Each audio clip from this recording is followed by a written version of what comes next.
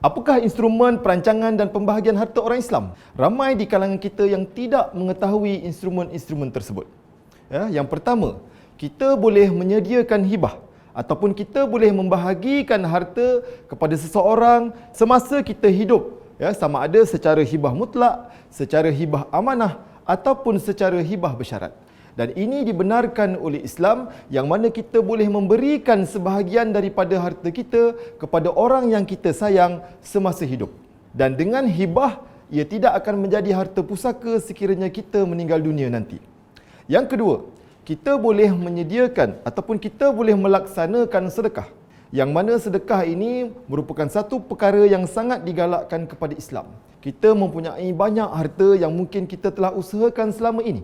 Sebahagian daripada harta yang kita miliki ini, kita boleh sedekahkan kepada pihak-pihak tertentu. Kita boleh sedekahkan kepada masjid. Kita boleh sedekahkan kepada mana-mana yayasan ataupun agensi. Ataupun kepada seseorang yang kita ingin memuliakan mereka. Maka dengan cara itu, kita akan mendapat pahala di atas sedekah yang kita laksanakan. Kita juga boleh melakukan wakaf. Wakaf adalah merupakan satu kaedah sedekah jariah untuk menghasilkan manfaat sama ada secara am ataupun khas. Jika buat selepas mati, maka hukum wasiat adalah terpakai. Tetapi kalau kita wakafkan harta kita pada masa hidup, maka ia akan terus memberikan manfaat kepada diri kita. Sebagai satu jariah untuk diri kita dan manfaatnya akan dikongsikan bersama oleh seluruh lapisan masyarakat.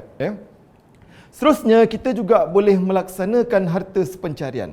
Harta sepencarian adalah satu perkara yang juga dibenarkan dalam Islam. Walaupun ia bukan satu perkara yang disyariatkan, tetapi ia adalah satu kaedah secara uruf yang membenarkan salah satu pasangan menuntut harta yang telah diusahakan secara bersama selama ini. Dan harta sepencarian ini bukanlah bersifat automatik, tetapi perlu dituntut oleh salah satu pihak. Terutama kalau dalam kes seseorang itu meninggal dunia, umpamanya suami meninggal dunia, isteri boleh menuntut harta sepencarian atas harta yang telah diusahakan secara bersama oleh mereka semasa dalam tempoh perkahwinan. Seterusnya, kita juga boleh menyediakan wasiat. Wasiat merupakan satu perkara yang dibenarkan oleh Islam, yang telah disyariatkan oleh Islam kepada kita, iaitu satu kaedah untuk memberikan harta kepada bukan waris. Bukan waris di sini adalah mereka-mereka yang terhalang untuk menerima harta pusaka daripada kita. Tetapi hendaklah pada kadar 1/3 harta sahaja. Manakala bakinya iaitu 2/3 adalah hak-hak waris yang kita tidak boleh nafikan. Seterusnya, instrumen perancangan dan pembahagian harta orang Islam yang lain adalah wasiat wajibah. Wasiat wajibah diperuntukkan di bawah Seksyen 27 Enakmen Wasiat Orang Islam Negeri Selangor 1999, yang mana apabila seseorang itu, seorang cucu yang kematian ibu atau bapanya yang meninggal dunia terlebih dahulu sebelum datuk atau neneknya. Bermakna di sini cucu-cucu tersebut pada hakikatnya adalah mereka tidak boleh menerima harta pusaka, tetapi dengan instrumen wasiat wajibah, cucu-cucu boleh menikmati harta pusaka daripada datuknya atas sebab ibu atau bapanya yang meninggal terlebih dahulu sebelum datuk atau neneknya.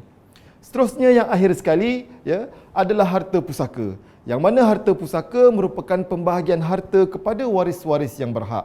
Apabila seorang itu meninggal dunia dan tidak ada apa-apa arahan pembahagian pada masa hidupnya, maka secara tidak langsung harta-harta itu akan menjadi harta pusaka dan insya-Allah bakal dinikmati oleh waris-waris, dan pembahagiannya hendaklah dilakukan secara faraid.